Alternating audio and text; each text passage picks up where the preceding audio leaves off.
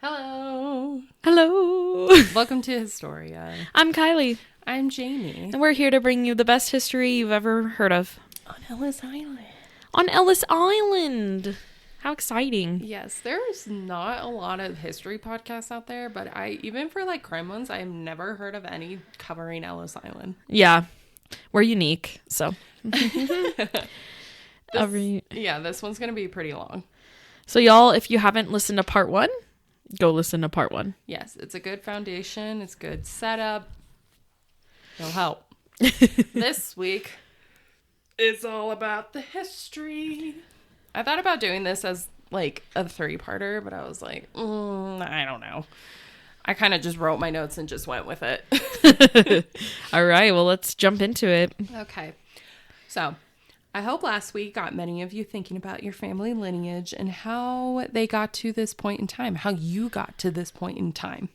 So, family lineage, like, there's so many different, like, websites to do and whatnot, but, like, it really gets you thinking. Like, I always ask, like, my grandma and stuff, I'm like, hey, what is our, like, family? Because I think, like, my grandma's side, like, her side is, like, British or something like that, but, like, my dad's side is Norwegian, and she has like this full ass book of just like the family on like my dad on my grandpa's side of just like pretty much how they like immigrated here from Norway. And I think it was before Ellis Island.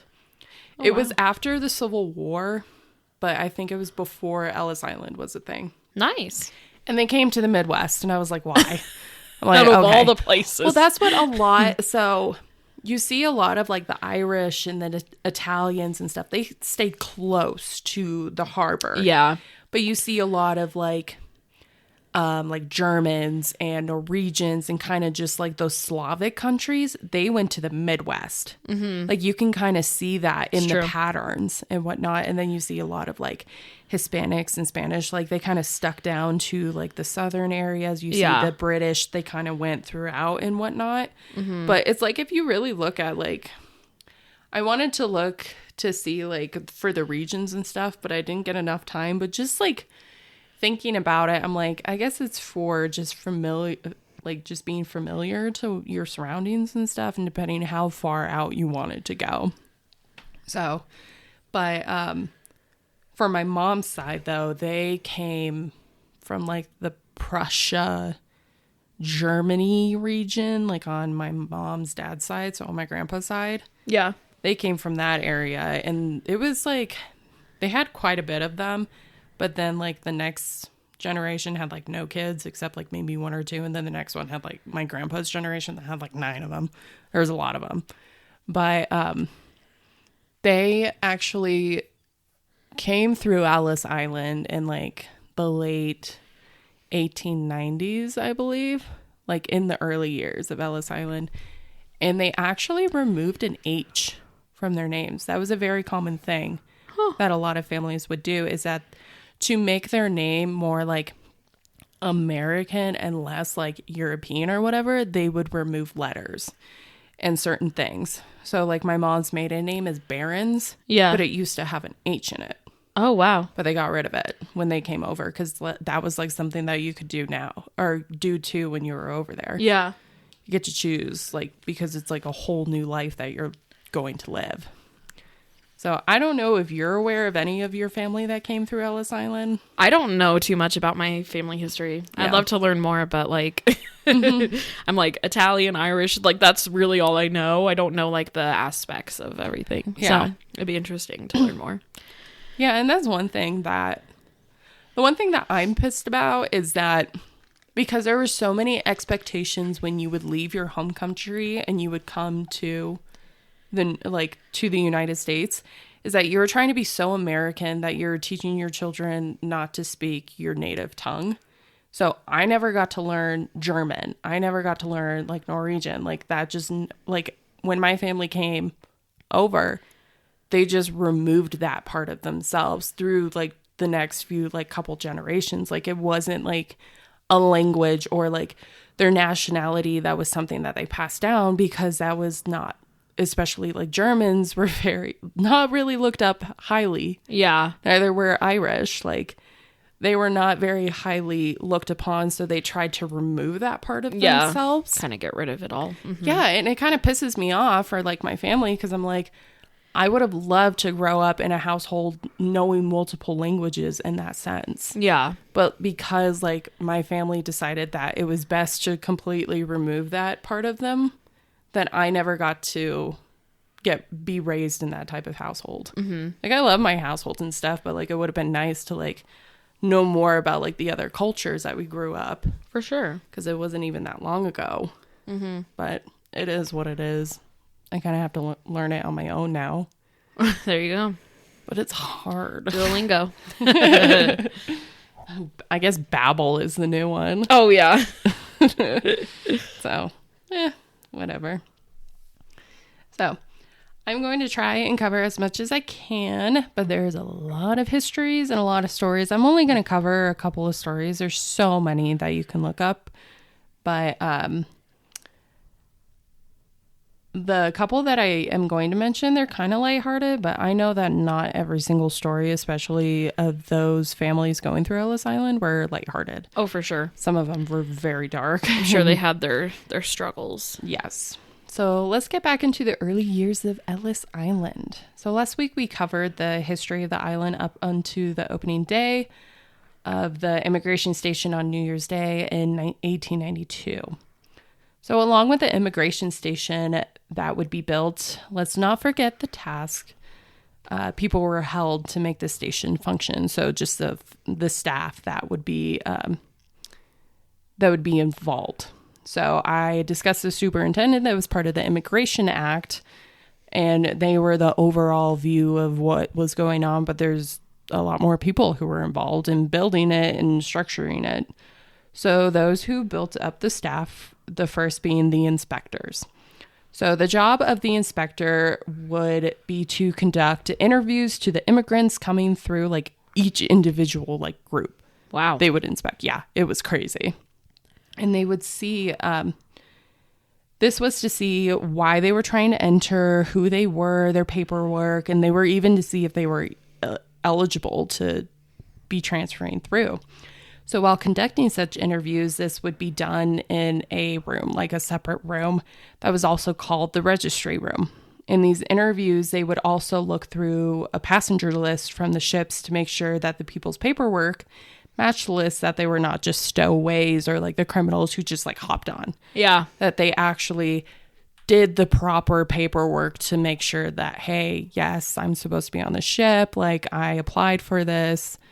I had the money to pay for this. Like we're coming over. Like we're not just like, we didn't just like sneak onto the boat, because then you would be deported in that sense.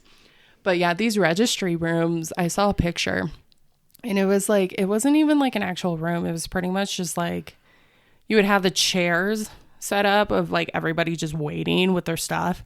And then you would have like, it was like a desk with like walls built up on the sides that they would do like all the interviews and stuff like that. And they would check through, and there was a lot of them. There was quite a few of them for the inspectors. So the next staff member were the clerks. So clerks had a crucial role when it came to the paperwork of all who were passing through the island and receiving their documentation. So they would check. They'd be like, okay, you're not a criminal that's on our list. So employees were both men and women that were the clerks, and there were a lot of them. Like they were just like in the back room going through the documentation, be like, okay, they're good. Their documentation checks out. I don't see any criminal history. They're making reports of like the people who were passing through. They're like, okay, like there was a lot of documentation. It was pretty bad. Or I guess their job was pretty busy. Yeah. So our next staff members were the interpreters. So if you are not aware of what an interpreter is, it is a person who speaks multiple languages for a group. It's kind of it's like a linguist, pretty much. It's like you're helping them you're helping someone like converse with like another person and like through multiple languages. This is done all over the world, and it's actually quite impressive. Like some people can make some pretty decent money for just knowing another language to help interpret. As they should. I mean, it takes a lot to learn another language. It does. That's awesome. At a place like Ellis Island, people from all over the world were trying to immigrate, and many didn't even know English. They just wanted to go to America. They were like, well, I don't know it, but I want to go there. So to make communication available between the inspectors and the immigrants, interpreters were brought in. Many of those who were employed as interpreters for Ellis Island were either immigrants themselves that came through and were granted citizenship, and there were even children of immigrants that would be used as interpreters. Then you would have just like the regular citizens that just knew multiple languages because their families had already come over and they still knew the language. To obtain such a job, the application was pretty intensive. They would have to test someone's ability of speaking the language that they spoke and English. They would pretty much like test their reading for both languages, their writing, and even their comprehension of like understanding what both is going. Like it was a whole thing that they making sure that you knew both languages, like that there was no miscommunication, because if there was miscommunication, that could have been like a bigger issue. I would list all of the languages that would go through this island. But there's a lot. There's so many. All the European countries, there had to all those languages. Oh God, and stuff. Yeah. Wow. Yeah, and even some like from Asia. I don't even know if you could list them, even if you tried. They had a list on the website, but I was like, oh, geez. A lot of Slavic, a lot of Middle East, and a lot of like European. I'm just like, no. Yeah. Give them props though. So next on our staff list were the aid workers. Aid workers throughout the years of Ellis Island were helpful when it came to making sure immigrants would enter with some sort of opportunity. Aid workers would be considered also as missionaries, agents, port workers, and social workers. They would help the immigrants by providing counseling to those that were going through a lot of trauma, just information of like, oh, there's this area, this state, like this could be a better opportunity, and guidance on just what to do next. Like some had no idea what they were going to do. They just wanted to leave, especially if there was like war going on in their country. They just needed to get out. Yeah. So they didn't know what to do next. So a lot of like the aid workers would be like, well, there's this opportunity or this, like, what are you good at? Like, what are you traded on? Like, we can find something that could work for you. And they would also provide some money just to get them started, especially those that were very poor. They would also help provide food, clothing, anything to help them kick off their new lives. These key organizations that would help such that seem familiar still are the WYCA, the YMCA, DAR, the Salvation Army, and the Travelers Aid Society. There were a lot of churches that would try to help, especially those trying to find their religion, or those who came through and they were like Catholic or they were Christian, that like the churches would come through and like help take them in to be like, okay, let's get you like started out, whatever. There was a lot of them, especially those who were Greek. They had like the Greek Orthodox churches and stuff like that. So pretty much anything. Over time, Ellis Island would be being operational. There were a lot of kids that were separated from their parents. This was a very common thing. That's why there were social workers there. This was not an uncommon thing, especially during the peak seasons, that parents would be separated from their kids. It happened a lot. Sometimes kids would be allowed, but their parents wouldn't. And a lot of times parents would then, or like it was pretty much like, you choose yourself or you choose your kids. And they're like, we're going to send our kids in because we want them to have that better opportunity. And I'm like, what's the point? Because they're just going to be orphaned. Yeah. There were so many kids in these orphanages. And like a lot of times these kids would not be successful because they had no foundation or their families. So I'm like, what's the point? Right. I'm like, I don't believe in that. Yeah, that's rough. So our next staff member is The nurse. Nurses at Ellis Island were employed by the United States Public Health Service. They were assigned either to the general hospital that would be built or the disease ward, because that was a very common thing. It is important to know that their jobs were crazy in the turn of the 20th century. Between the Great War, the World War I, immigrants, there was a vast amount of them. There was also the Spanish flu going on.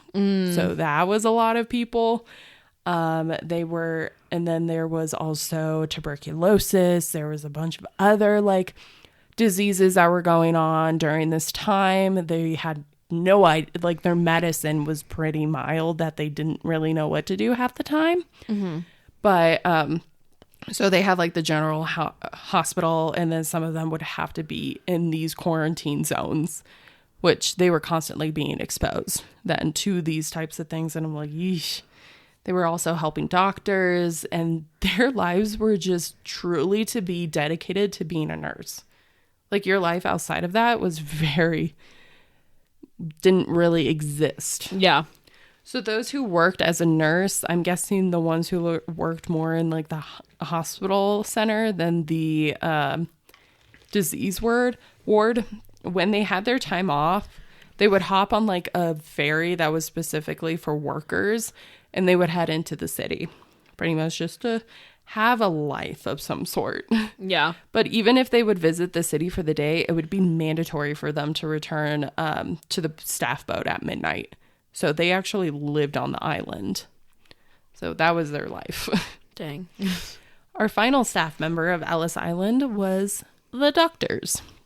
Doctors were also employed by the United States like health service, and they were labeled as surgeons when they had to perform surgeries, but their duties also went further than that. They weren't just surgeons. They were like actual doctors too.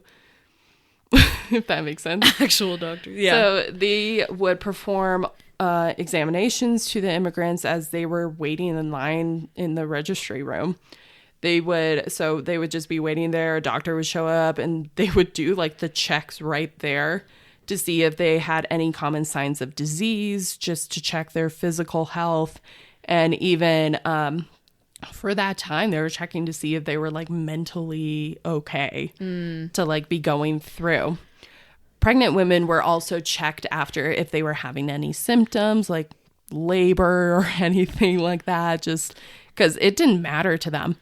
Like the immigrant, they're like, I don't care if I'm 8 months pregnant. Like we're starting a new life here. Yeah, I mean, you want to start a new life for your baby. Exactly. Oh my God, and they can't really do anything to help them, even if they are having like issues, you know. Yeah, like they actually had to get permission from the inspectors to be like, can we deliver this baby? Like, oh my God. Like, no, it's just you're gonna have to leave it in your body. Like, or like let her do it herself. Yeah, they had to get permission. They couldn't just do it themselves. Oh my God. Yeah. Jesus. So if one was diseased, the immigrants would also be sent to a close like island, just like adjacent, that was strictly for quarantining, because they finally got control of the Spanish flu in the early 1920s. And they're like, okay, we should probably, like, it was towards the end of like the peak of the flu that they finally started quarantining.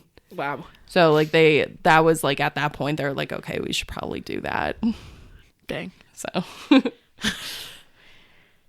so now that we got through the people that made the island function, let's get into the history. Yay.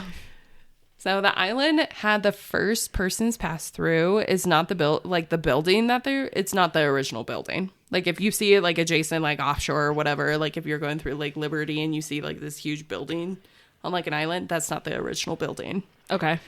The first few years of this station, there was not as many immigrants as we think there would be. Like when they opened it, it wasn't just like a huge ass wave of people, like millions of people going through. Due to the economic depression that was going on in the late 1890s, not a lot of people could afford to hop the boats, or not a lot of them were just like stable enough to get on the boats to go to America. Like not a lot of people could. But Economic depression loves to plague every 20 years or so. It loves to sneak on in there. Mm-hmm. We'll see it in the late 20s. For real. So at this time, there were only about 20,000 arriving each year. The amount of entrances also came to a halt when a fire started in the station. Oh my God. Yeah. On June 15th, 1897, a fire would destroy all buildings that were built of wood on the island, which was like majority, like the main building was like majority, was pretty much built of wood. Yeah. Like there was some brick, like if you look at like an older picture of it, like there was a lot that was built out of brick and then the glass windows and stuff, but a lot of it was like wood. So it caused severe damage to the buildings. And they're like, we should probably do something different. This isn't working out. Yeah, maybe. So the immigration department wanted to build a new station, and this time not out of wood. Probably a good idea. Surprisingly, the fire killed no one. Like there were still like several people like on the island, like over a few dozen. But how did it not kill them? They just got out in time. Wow. Yeah. So a crazy note about the new station that would be built was that the one who got chosen to build it was through a competition. Oh, of course. Yeah. 5 firms were entered, and the one who came out the victor was the New York architectural firm of Boring and Tilton. What? Yeah, they had like a full-on really competition. Yeah, they had a competition in New York and was like, who wants to build the new immigration station? So it's like a reality TV show. Literally. Who can build it better? Wow. Mm-hmm. So this new main building would be bigger and better than ever. The opening date would be on December 17th of 1900. This time the building was done mostly in brick. It's hard to destroy brick. Probably a good idea. Yeah, it's super bougie looking. Like it is fancy. It feels like a Victorian era type like architecture. Like it's bougie. It's super nice.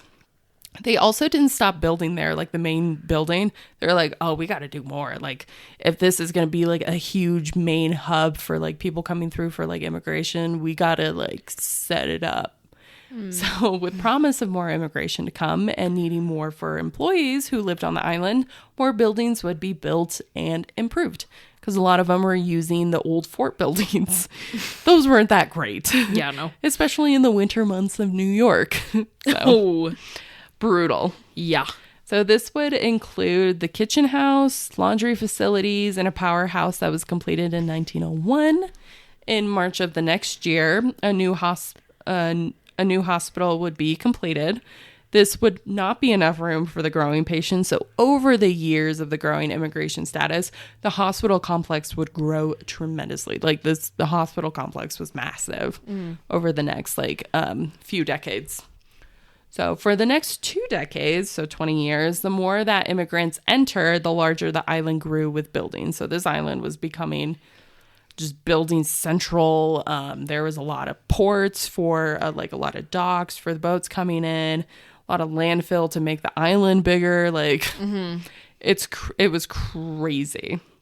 So during the First World War, those who entered came in waves, and it didn't seem to be stopping because everybody wanted to leave Europe because their entire country was being bombed.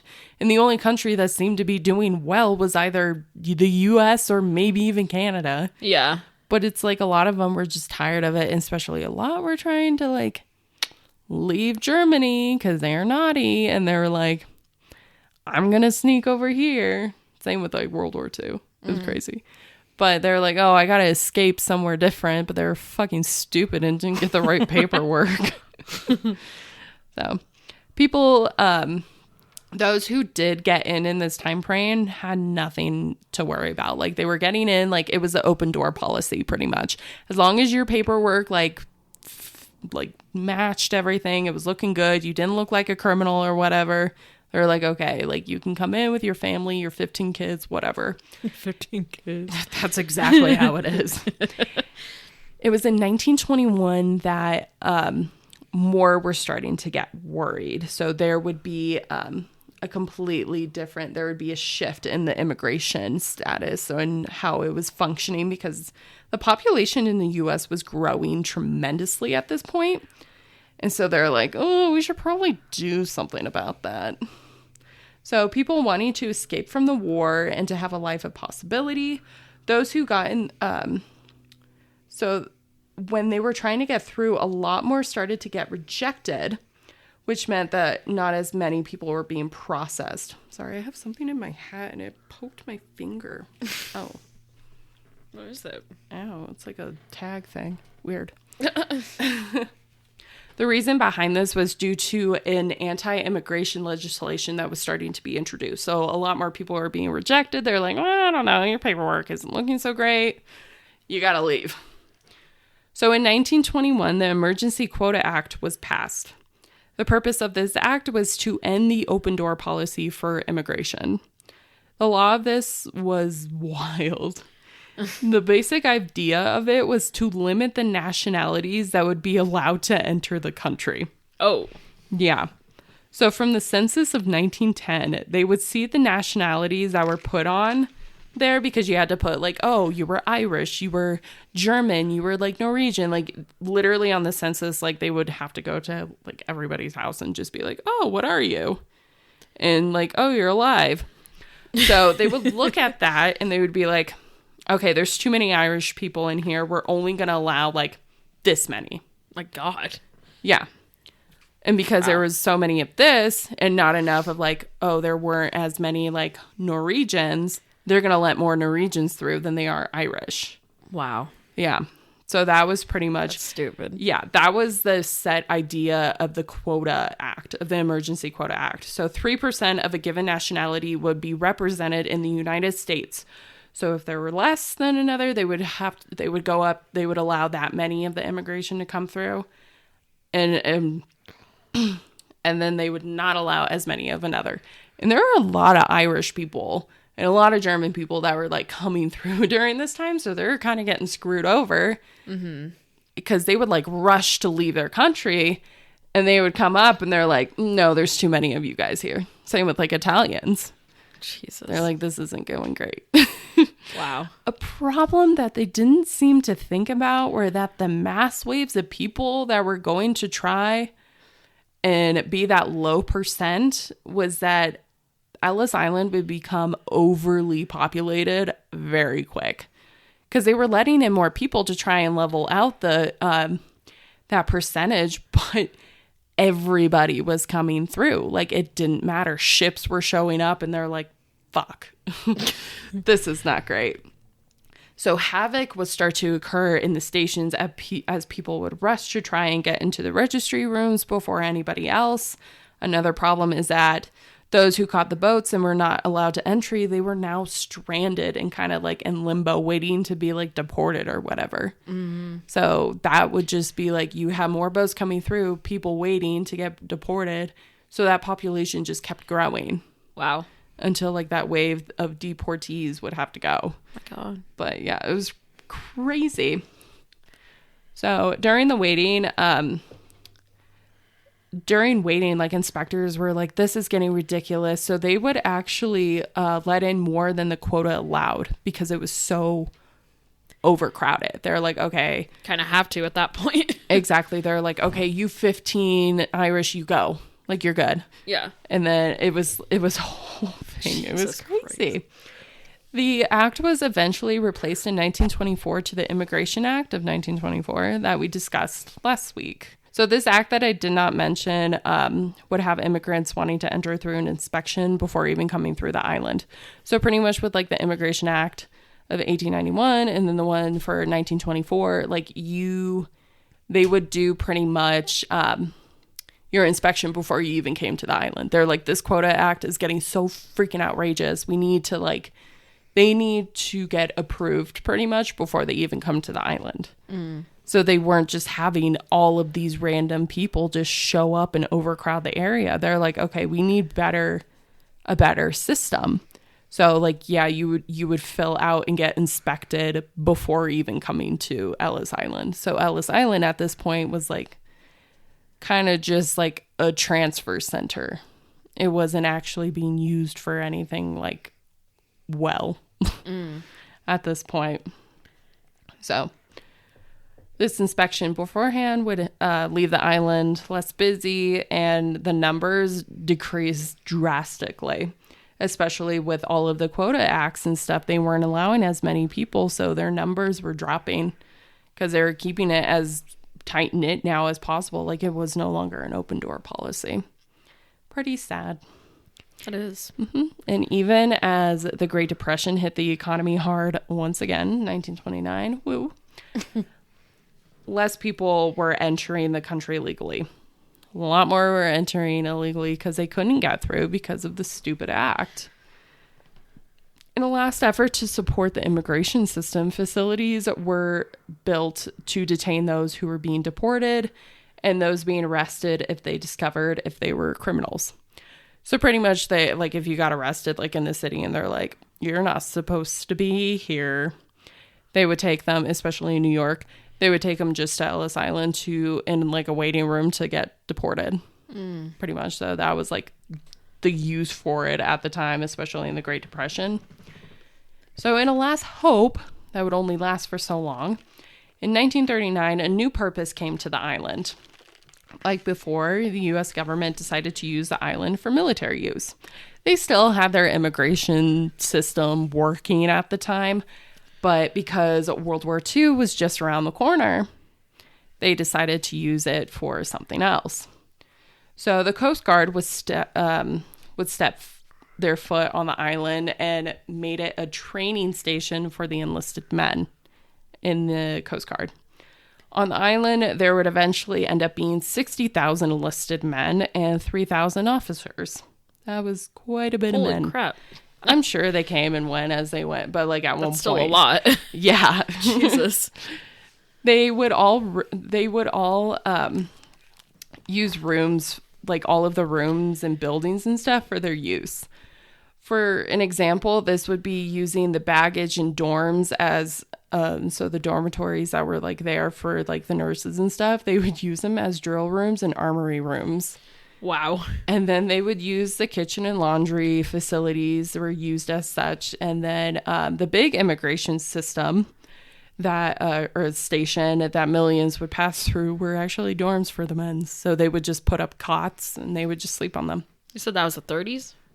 Yeah, or early 40s. Dang. So during World War II. Yeah. It was crazy because when I was watching the Pacific, like when the U.S. soldiers would go to Australia, like the Marines, they would stay in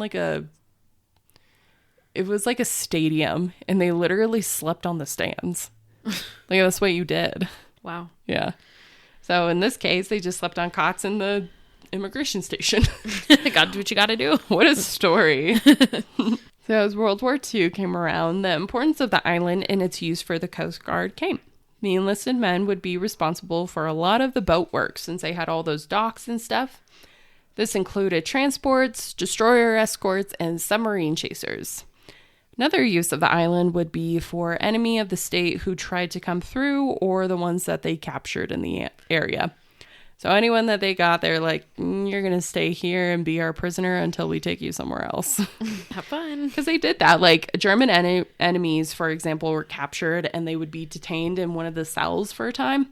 And then they would be sent to any of the detention centers that were spread throughout the country here. Mm-hmm. So we had a lot of like labor centers and stuff, especially for those that they thought were like enemies, even though they're just Americans, like Japanese Americans, German Americans. They were all pretty much looked at as like enemies. Yeah. And if they actually thought, oh, well, you have like some shadiness in you, like you're still in contact with your family in Japan, we're going to take you to one of those centers. Mm-hmm. So, and this was the same for like any Germany enemies, like soldiers and stuff. I don't think they had as many because not a lot of people touched the United States. Like, it was still like hit and go, but they also did for the detaining rooms in New York, like if there were any that they found to be connected with any German, Italian, or Japanese like descent, like consideration of like, oh, you could be like an actual enemy of the state because you had Mussolini in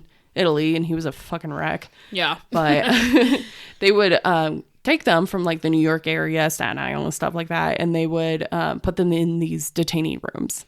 So instead of taking them further into the country, into these camps, they would just put them in on Ellis Island for the time being. So there was also the Alien Registration Act of 1940. So all of these, like those who were considered to be German, Italian, or Japanese descent, they would have to be fingerprinted to make sure, like, oh, you're not, like, we have documentation on you to make sure that, like, you're not going towards the enemy, that you're not, like, providing them information or stuff like that. Like, they were like super, like, going crazy about it. Like, they were so paranoid. By 1942, over 1,000 people were being detained on Ellis Island in belief that they were potential enemies of the state. So, another use of the island would eventually be that of those who were wounded in the war. So some of those were being detained, others were being brought back and had some very bad injuries, enough to be brought back by ship. But like they would go to like the hospital ward of the island, and they would pretty much bring them back to like health. Like if one of them like lost a leg or like lost an arm, or they had like some serious like burns and like rashes and stuff like that from whatever reason, they were healthy enough to bring back, but they would still have to do their full like physical therapy there to like get back. And a lot of them would just be sent home immediately from there, while others tried to fight to go back out. Oh my God. Yeah. So this would be the use of the island until the end of the war, and even stayed intact until 1946. So after the war, the island would pretty much be deserted for a few years until the Guard returned in 1951 to have a security unit take back charge. This only lasted until 1954 when the island closed. Even though the Guard was somewhat absent after the war, this didn't prevent immigration from going on again. So we still see a huge decrease that it was coming through, but it would have like a slight increase during the Cold War. But this also was like a decrease as well, because the U.S. decided that not only did they only allow a specific group of people, like the Quota Act of like who could enter and whatnot, they also were not allowing people who were affiliated to anyone who resided to communism or totalitarianism. God, that's a long one. Word.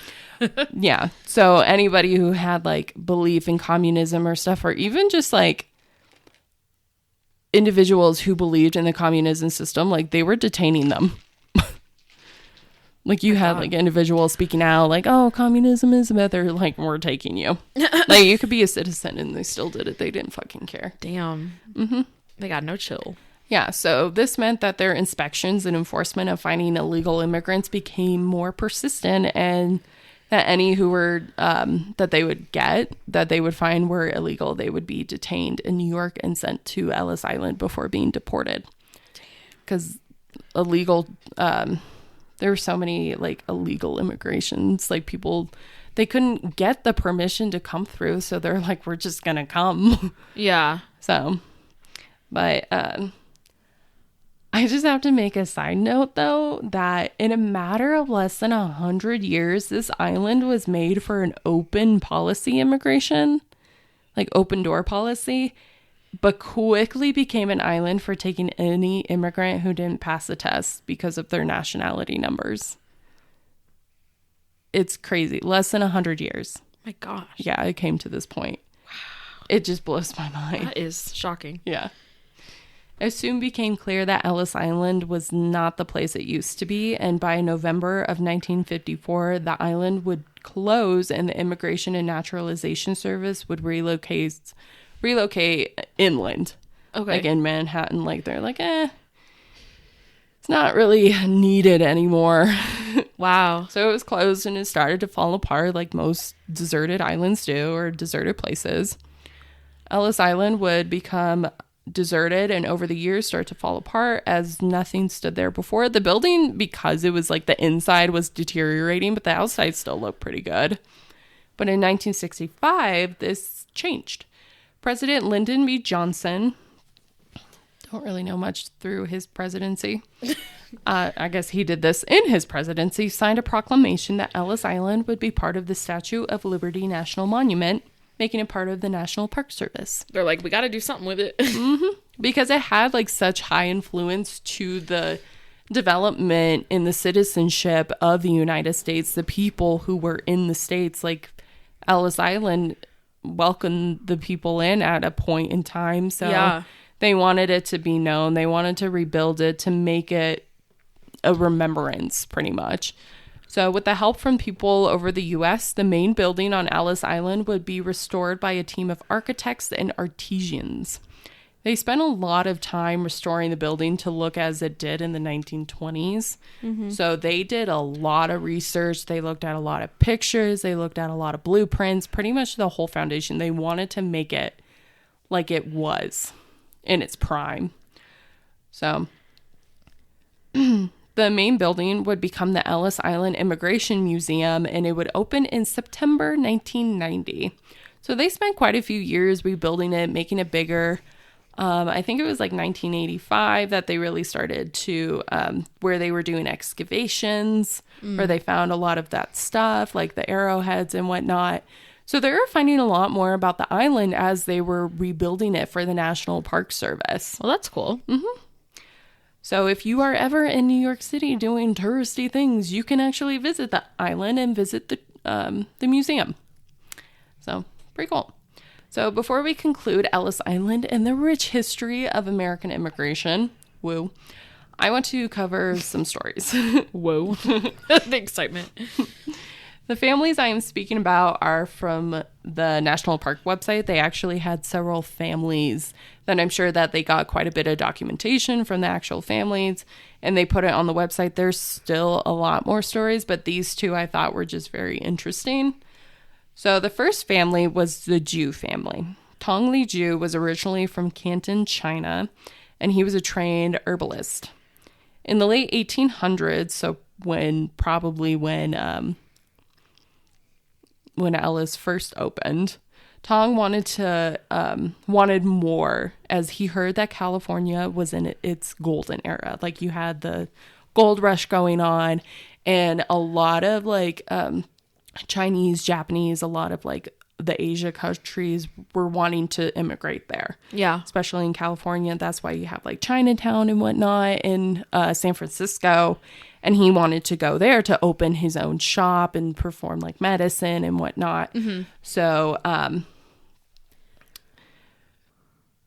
he decided to go there. The problem that was coming up during this time was that there was a Chinese Exclusion Act in 1882. So even before Ellis Island even opened, they were struggling with immigration, especially because they believed that so many like Chinese immigrants were coming through to go to California. They're like, there's only certain Chinese immigrants that can actually come here. Those were medical professionals, students, some workers of some sort, like specific workers. Anybody who just wanted to go there for something new, you were not allowed. You had to have a purpose of why you were coming. But he did. Tong Li Zhu did, since he was a herbalist and he wanted to really explore that side of medicine to California, to the United States. So he actually was able to enter as a professional. There he would open his own store in San Francisco's Chinatown. He would actually go back to China eventually to marry his wife and bring her back to start his new life. Oh. So a lot of families actually did that. They would go by themselves, like this next one.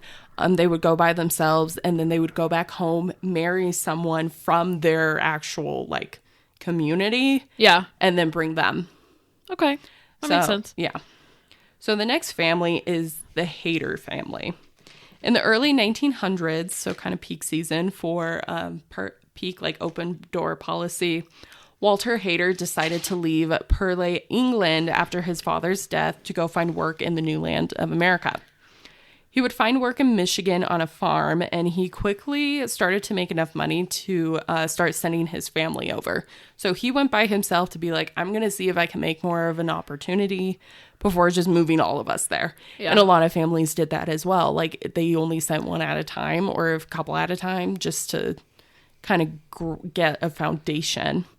So his family consisted of his mother and 12 siblings. Oh, jeez. Yeah, there was a lot of them. His first go, he brought over 4 of his siblings, but unfortunately, all of them got sick on their way over, so they had some sort of disease. Oh. Yeah. They were taken to the disease sector of the hospital, but they miraculously all survived. Really? Yeah, which was rare. Interesting. Yeah. Over time, more of his siblings and mother came over, and Walter would return to England to find himself an English wife. Eventually, he did, and brought her back over. Huh. Happily ever after. These 2 are very happy scenarios, but it wasn't always like this. Oh, for sure. I bet there's a ton of, leaving your family behind. And As we have discussed, illness was a big problem during the turn of the 20th century because of all the vast diseases. In a place like a boat or the islands with thousands of people were a breeding ground for such diseases. Especially Ellis Island. In the time of Ellis Island immigration, anyone who was brought in with illnesses, if they believed it was not curable, like if they took them to the disease ward and were like, this person's not going to really make it, they're not going to survive that long, a lot of them were actually sent back to their, where they came from. Like, if one was coming from England and they had the Spanish flu, they're like, they're not going to survive. Don't give it to us, bye. Yeah, they would send them back. Oh, my God. They would deport them back. So it was like, shit. Those who were not able to make it back or have the illnesses consuming them, a lot of them would eventually lead to death as well. Yeah, so, you'd probably die on your way back home. Mm-hmm. Some were just so sick when they arrived that they didn't last very long. So about 3,500 people would die on Ellis Island. And documented of such 1,400 of them were children. Oh. Yeah, it's very hard for kids to come back from like tuberculosis or like the Spanish flu. Some had like a pneumonia and whatnot. Like, those are hard diseases at this time to come through. Yeah. Many stories were like Tongs and Walters wanting a better life for their career and possibilities to come and to help provide their families, but it wasn't always like this. There were many who were separated, some were allowed, some were deported, families were separated. Sometimes you would let some of your family through, but then the next go around, you weren't allowed. Mm-hmm. So it happens. It was a common thing, especially like in the early 1920s, like between the Quota Act and stuff. Like, it was crazy. It was a crazy world. Wow. But though these 2 stories came with happy endings, it wasn't always like this. If you are curious about your family and if they passed through, you can always look through your ancestry from the vast amount of websites that there are, like Ancestry and Me. I don't think the 23andMe, I think it just tells you what you are. It doesn't give you, because with Ancestry and Me, I think you have to go into further detail. And there's other websites or people that you can go through that helps pretty much like build your family lineage, which I would love to do at some point, just to know more of like my family members, or just to know a little bit more about that era, because I love history. Mm-hmm. Especially like I want to know more about like my family history. For sure. Plus it helps too with a lot of like potential diseases that can come, like, oh, is breast cancer a big thing in your family? Like, yeah, a lot of times you already know, but like sometimes you don't. Right. So it's good to know. Mm-hmm. So 12 million people would pass through the door of Ellis Island. Wow. Yeah. The dreams of making a better life for a career, for themselves and for their families. Oh my gosh, you think about like how many people that are still living here, mm-hmm. their ancestors walked through. That's wild. Mm-hmm. So that is Ellis Island. Wow. It is a crazy story. I found it so intriguing to learn about. And I've been wanting to do this topic for so long, but I just didn't really have the motivation until like the new year. I was like, new year, people coming in to start their new lives. I was like, Ellis Island would be perfect for that. That's a good one to have in the beginning of the year. But yeah, like not a lot of people know about it. And I think like it's important to know about because especially people in Europe, like there's so many people in Europe that their families didn't go, but it's like maybe you have extended family that did leave to go through Ellis Island and enter the United States. Like you never know, like until you really look. But there's like so many they documented everything, and I'm sure if like you go to the archives or something, like you could really dig further into it. But this is like a generalization. Honestly, I think this would be a great thesis topic. Oh, for sure, because there's so much on it. Yeah, you can even do your whole freaking ass family if you wanted to. It's a really interesting history. I went by it on my ferry or on our like boat ride, but we didn't get to like go explore it. So yeah. So I just kind of waved at it, looked at it from afar. Well, now you have more questions to ask your family. So exactly. Any of you have any stories, crazy stories, normal stories, whatever, about your family passing through Ellis Island or whatever, let us know. I'm curious. Yeah. Because I'm still going to try and search more on my family, but I'm always interested to know other people's stories that not a lot of people know, but it actually happened. Yeah, definitely. Let us know your experience. We'd love to hear it. Yes. I'm going to go clip some cat's nails. So. I'm going to go edit a podcast and post it.